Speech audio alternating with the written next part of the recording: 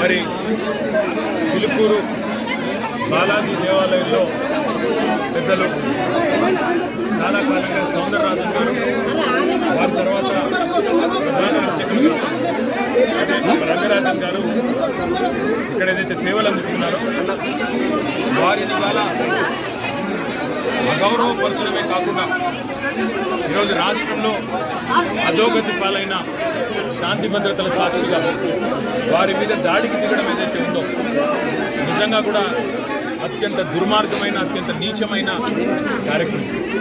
ఇది ఎవరు చేసినా, ఏ పేరిట చేసినా, ఏ ఎజెండాతో చేసినా శాంతి భద్రతల విషయంలో మాత్రం ఉక్కుపాదంతో వ్యవహరించాల్సిన బాధ్యత రాష్ట్ర ప్రభుత్వం మీదనే ఉంటుంది.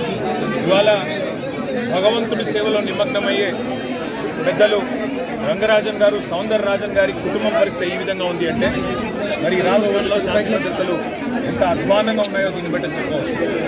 ఖచ్చితంగా ఈ దాడికి పాల్పడ్డ వాళ్ళు ఏ ముసుగులో ఉన్నా, ఏ జెండా పట్టుకున్నా వారిని కఠినాతి కఠినంగా చట్టపరంగా శిక్షించాలని చెప్పి రాష్ట్ర ప్రభుత్వాన్ని డిమాండ్ చేస్తూ భవిష్యత్తులో కూడా ఇలాంటి సంఘటనలు పునరావృతం కాకుండా కఠినంగా చర్యలు తీసుకోవాలి, కఠినంగా సమీక్షించి పూర్తి స్థాయి భద్రత కూడా అవసరమైతే వారికి ఏర్పాటు చేయాలి. ఎందుకంటే చిలుకూరు బాలాజీ ఆలయం ఇవాళ లక్షలాది మంది అభిమానులు వారికి ప్రపంచవ్యాప్తంగా ఉన్నారు. అట్లాంటి చిలుకూరు బాలాజీ ఆలయానికి మరి గొప్పగా